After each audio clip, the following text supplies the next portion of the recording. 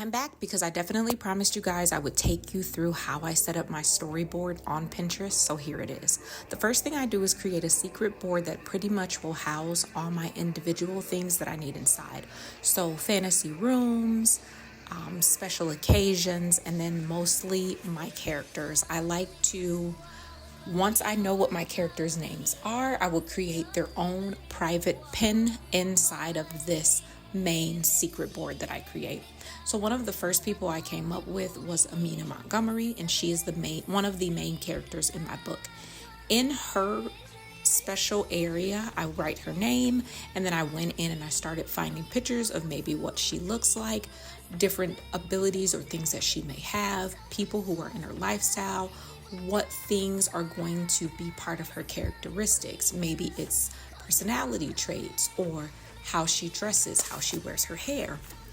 I like to base it around a specific character or how I want my character to look. So the first thing I did was find a picture of someone who looks similar to what I was describing.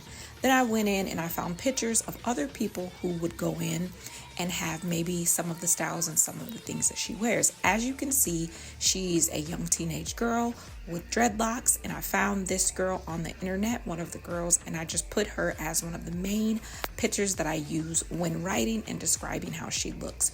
Here's one of the main pictures, and this will be described in detail in one of my books eventually to come. Later on, I do go in and I create her fantasy photo, which is something that I may show you in another video, but I don't do that until the last moment. I also go in and I do every single character, her parents, her best friends, her grandmother, all the people that she'll come in contact with, what things are going to describe them, what they look like. I go in and find pictures that describe or show their details specifically.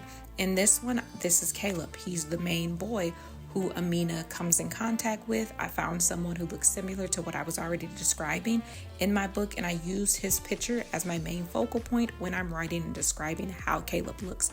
I put in the car that he drives, the way that he dresses, the way he carries himself, and then again later on I also go in and make his fantasy photo, and I will do that for each individual character.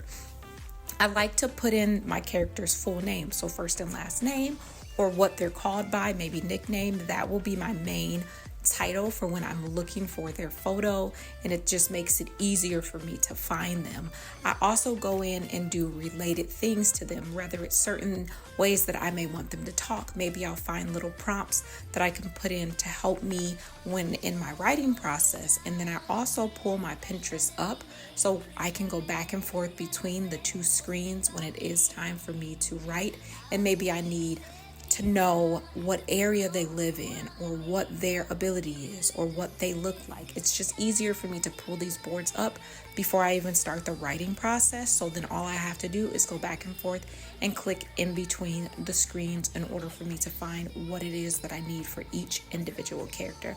I promise you, having your secret board with all your things regarding to your book, and try to keep each book separated, this is going to make your writing process so much easier, because maybe you forget certain details, maybe you forget certain things. Go back and forth between your boards, and I promise you this will make your writing so much easier.